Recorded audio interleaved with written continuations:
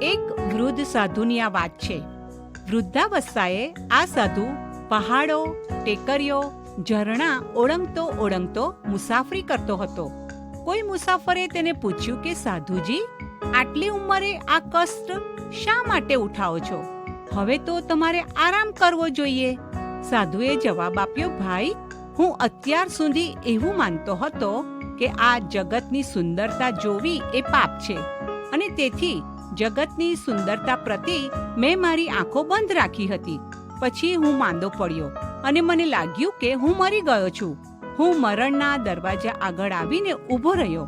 ત્યાં એક દૂતે આવીને મને કહ્યું, ભાઈ, તમે ઈશ્વરે બનાવેલી સુંદર દુનિયામાંથી આવો છો, તો ત્યાંની સુંદર બાબતો વિશે મને કહો. એ બધામાં તમને કઈ ચીજ વધુ સુંદર અને પ્રિય લાગી? પછી હું તમને અહીં સ્વર્ગની સુંદર સુંદર જગ્યાઓ અને ચીજો બતાવીશ. મને શરમ લાગી, કારણ કે આટલા બધા વર્ષો હું જગતમાં રહ્યો છતાં જગતની સુંદરતા વિશે મેં કદી જોયું કે વિચાર્યું નથી. હું દૂતને કશો જવાબ આપી શક્યો નહીં.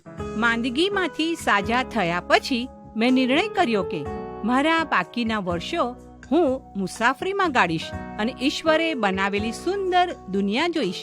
આ જગતમાં ઈશ્વરે મૂકેલી સુંદરતા ઈશ્વરનો મહિમા પ્રગટ કરે છે. આ જગતમાં ઈશ્વરે બનાવેલી સુંદરતા જોવા માટે દૂર દૂર જવાની જરૂર નથી.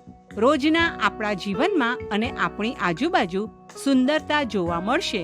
સુંદરતા જોવાની ટેવ પાડો. સુંદરતામાં ઈશ્વરના દર્શન થશે.